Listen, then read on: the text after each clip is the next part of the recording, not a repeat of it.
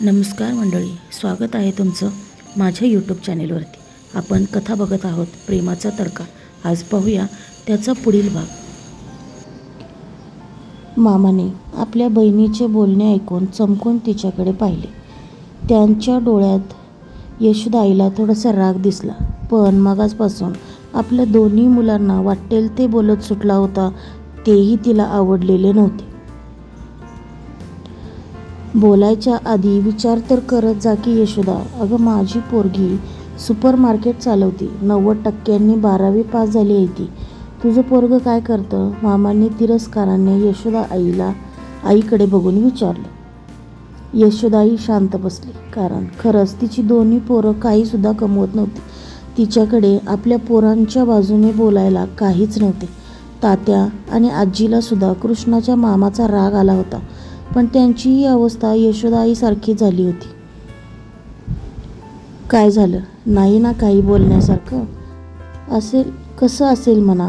दोन्ही पोरं फक्त बापाच्या जीवावर बसून जगत आहेत. स्वतःचे हातपाय हलवायचे, 4 पैसे कमवायचे.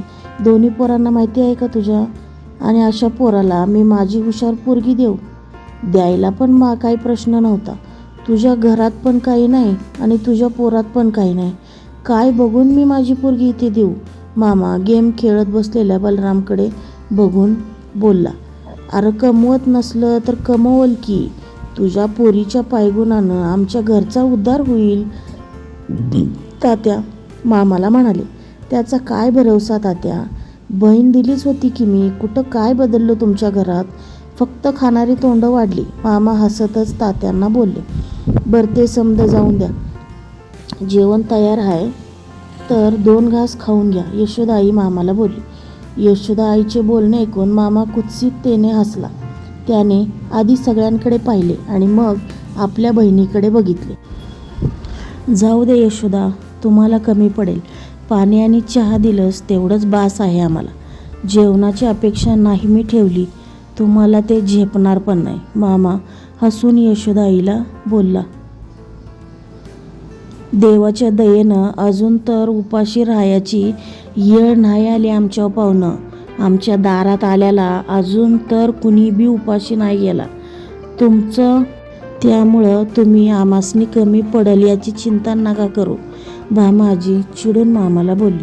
कृष्णा हे सगळं आतल्या खोलीत बसून ऐकत होता. त्याच्या मनात मामाचा प्रत्येक शब्द लागत होता.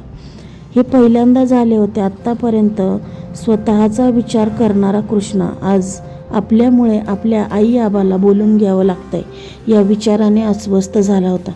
हे त्याला स्वतःला सुद्धा लक्षात येत नव्हते. चला, आम्हाला उशीर होतोय, निघतो आता आम्ही. परत कधीतरी येतो जेवायला, पण आधी सांगून येईल बरं, म्हणजे स्वयंपाक करून ठेवता येईल तुला. मामा आजीकडे बघून यशोदाईला बोलला. मामा उठून बाहेर जायला निघाले, पण घरातलं कुणीही त्यांना निरोप द्यायला उठत नव्हतं. म्हणून यशोदाई मामाला दारापर्यंत सोडायला गेली. बलराम तिथेच बसून मोबाईलवरती गेम खेळत होता, पण त्याने साधं मामाकडे बघितलं सुद्धा नाही. आणि याच गोष्टीचा वासुदेवरावांना खूप राग आला. त्यांचा मामा त्यांना एवढा नोकरीवरून बोलत होता, कामावरून बोलत होता, पण तरीही बलरामवरती त्या गोष्टीचा काहीही फरक पडत नव्हता. यशोदाई मामाला निरोप देऊन घरात आली तर वासुदेवराव बलरामकडे रागात बघत होते, पण तो मात्र त्याच्या मोबाईलवरती गेम खेळण्यात व्यस्त होता. गेल्या जन्मी काय पाप केलं होतं काय माहिती, जे असली निर्लज्ज पोरं पोटाला जन्माला आली आहे ती. तो बाबा घरात येऊन ह्यासनी एवढं बोलून गेला, पर साहेबांवर काय बी फरक नाही पडला त्याचा. वासुदेवराव शेजारी ठेवलेला पाण्याचा तांब्या बलरामला फेकून मारत बोलले. अहो काय करतासा? बारकं हायवय पोरगं, त्याला माराया. अहो लग्नाला आली आहे ती की. यशोदाई वासुदेवरावांना बोलली. मला काय बोलतीयास? पोरांना कामाला जायला सांग, 4 पैसे कमवायला लाव. कवर मी असं लोकांचं बोलणं ऐकू? वासुदेवराव रागात यशोदाईला बोलले आणि उठून बाहेर निघून गेले. यशोदाई मागून बाहेर जाणाऱ्या वासुदेवरावांना हाका मारत होती, पण त्यांनी त्यांच्याकडे दुर्लक्ष करूनच पायामध्ये चप्पल घातली आणि गेटच्या बाहेर निघून गेले. त्या दिवशी सगळ्यांनी शांतपणे जेवण केले आणि सगळे झोपून गेले. वासुदेवरावांना मध्यरात्री उशिरा घरी परत आले. यशोदाई त्यांच्यासाठी जेवायची थांबली होती. तिकडे वृंदाने कसाबसा स्वतःचा दिवस TV बघत आणि घरातली कामं करत घालवला होता. तिने मनाची पूर्णपणे तयारी केली होती की आता बाबा आले की आपण त्यांच्याशी काय बोलायचे आहे. संध्याकाळी आई आणि बाबा त्यांच्या रोजच्या वेळेनुसार घरी आले. वृंदाने लगेच त्या दोघांसाठी पाणी आणून दिले आणि लगेच चहा ठेवायला आत निघून गेली. यामिनी, आपण नक्की आपल्याच घरी आलोय ना? आल्या आल्या पाणी काय हातात मिळतंय, आता तर चहाचा वास सुद्धा यायला लागलाय. आपण चुकून दुसऱ्याच्या घरी तर आलो नाही ना? वृंदाचे बाबा हसत वृंदाच्या आईला बोलले, काहीही काय बोलता हो. तिने काम केलं तरीही तिला बोलता, नाही काम केलं तरीही बोलता. आता रोज ती चहा करत नाही तर तिला किती बोलता. आणि आज स्वतःहून चहा करतीये तरीही तिची चेष्टा करताय तुम्ही.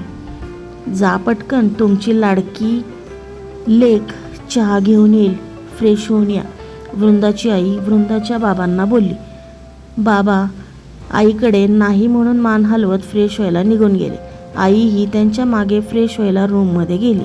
वृंदाने आज चहासोबत एक नगेट्सची डिशसुद्धा बनवली होती. तिला बाबांना तिच्या कुकिंगच्या आवडीबद्दल दाखवून द्यायचे होते, जेणेकरून ते तिला हॉटेल मॅनेजमेंटसाठी परवानगी देतील. बिचारी सगळं काही खूप खुश होऊन करत होती.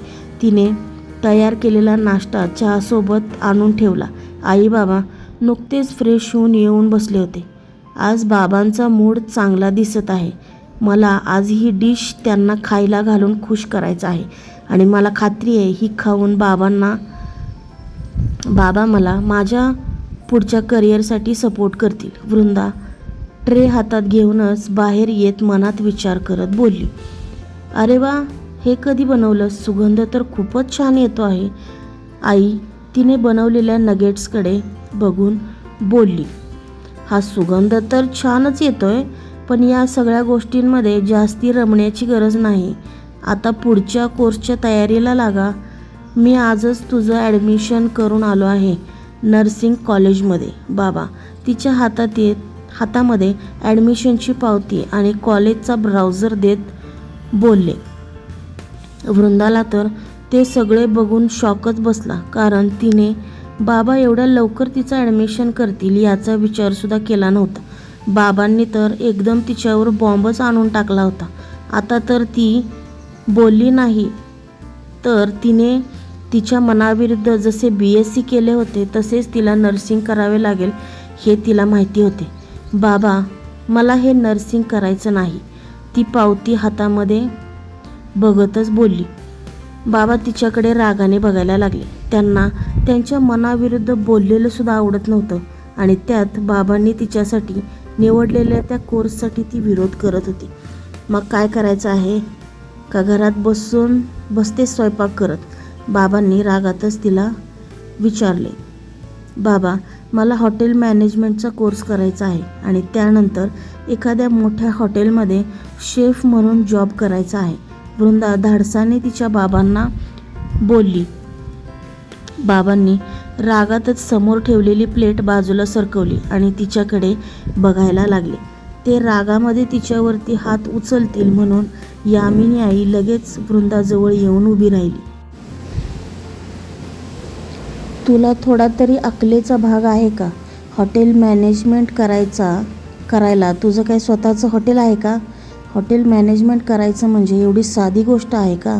आणि इथं साताऱ्यामध्ये एवढे मोठे हॉटेल्स तरी आहेत का जिथे तुला चांगला पगार मिळेल? कोणत्याही गोष्टीचा हट्ट करण्याआधी 4 वेळा त्या गोष्टीचा विचार करायला शिक. मी काही तुझा दुश्मन नाही, तुझ्या फायद्याचाच विचार करत आहे. बाबा मोठ्या आवाजात तिला बोलले. त्यांचा आवाज ऐकून बिचारी 2 पावलं मागे सरकली. तिला त्यांचा आवाज ऐकून काळजामध्ये धस्सच झालं. आईची ही काही वेगळी अवस्था नव्हती. बाबांचा आवाज ऐकून तीही घाबरली होती. आता नक्कीच ते तिला मारतील की काय या विचाराने बिचारीच्या काळजाची पाणी झाले. अहो तिने काहीतरी विचार करूनच हा निर्णय घेतला असेल ना. आपण तिचं एकदा ऐकायला नको का? यामिनी आई बाबांना समजावत बोलली. अगं काय बोलतेस यामिनी तू? तुला तरी समजतं आहे का? कुठली तरी सिरियल नाहीतर ड्रामा बघून तिने हॉटेल मॅनेजमेंट करण्याचं खूळ डोक्यात घेतलं आहे आणि तू त्या गोष्टीला प्रोत्साहन देते आहेस. अगं, हॉटेल मॅनेजमेंट करून तिचं भविष्य सिक्युअर होणार आहे का? त्या हॉटेल मॅनेजमेंटमध्ये रोज तिला नवीन नवीन आव्हानांना सामोरं जावं लागेल. नर्सिंगमध्ये तसं होणार नाही. तिला परमनंट जॉब मिळेल, ज्या जॉबमधून तिला कोणी काढणार नाही. बाबा आईला समजावत बोलले. आईलासुद्धा बाबांचे बोलणे पटले होते, पण कुठेतरी आपल्या मुलीच्या बाजूनेही आपण बोलावे असेही तिला मनातून वाटत होते. त्यामुळे ती चांगलीच कात्रीमध्ये सापडली होती. पण बाबा, मुळात मला हॉटेल मॅनेजमेंट मुंबईला जाऊन करायचं आहे, तेही मुंबई युनिव्हर्सिटीमध्ये. तिथून केलेल्या कोर्सचे सर्टिफिकेट आपल्याकडे असेल तर आपल्याकडे बघण्याचा लोकांचा दृष्टिकोन बदलतो आणि तिथेच एखाद्या मोठ्या हॉटेलमध्ये मी जॉबसुद्धा करू शकते. माझ्याकडे त्या युनिव्हर्सिटीचं सर्टिफिकेट असेल तर मला कोणीही जॉब नाकारू शकत नाही. मला फक्त तुमच्या दोघांचा सपोर्ट हवा आहे, बाकी काही नको. मी स्वतः तुम्हाला खात्री देते की तुम्हाला या क्षेत्रामध्ये मी यशस्वी होऊन दाखवेल. फक्त माझ्यावरती एकदा विश्वास ठेवा. मी आत्तापर्यंत कधीच तुमच्या घेतलेल्या निर्णयाला नकार दिलेला नाही, पण मला हॉटेल मॅनेजमेंट करण्याचं माझं स्वप्न पूर्ण करण्याची प्लीज परवानगी द्या. वृंदा बाबांना विनंती करत बोलली. वृंदाच्या विनंतीचा बाबा मान राखून तिला हॉटेल मॅनेजमेंट करण्यासाठी परवानगी देतील का? कृष्णामध्ये झालेला बदल त्याला पुढे कोणत्या निर्णयापर्यंत घेऊन जाईल? क्रमशः भेटूया पुन्हा कथेच्या पुढच्या भागात. पुढे काय होईल हे जाणून घेण्यासाठी भेटूया पुढच्या भागात. तोपर्यंत व्हिडिओला लाईक करा, तुमची प्रतिक्रिया कमेंटमध्ये नक्की सांगा आणि अशाच सुंदर कथांसाठी